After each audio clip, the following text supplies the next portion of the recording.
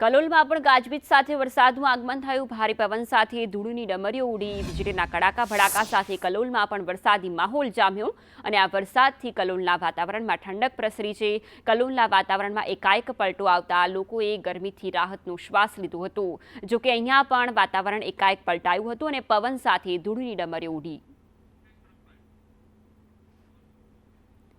Phone line પર જિગ્નેશ જોડાયા છે। જિગ્નેશ, કલોલની અંદર વિવિધ વિસ્તારમાં વરસાદનું આગમન થયું છે, કેવા પ્રકારની સ્થિતિ? સાંજે 5 વાગે ગાજવી સાથે પવન એકદમ ફૂંકાયો હતો અને વીજળીના ધડાકા સાથે સારો એવો ભારે વરસાદ પડ્યો હતો, જેના કારણે સમગ્ર પંથકમાં જે ગરમીનો માહોલ હતો ઠંડક પ્રસરી છે અને સારી એવી ઠંડક થયું છે એમાં। જી જિગ્નેશ, આભાર સમગ્ર વિગતો બદલ।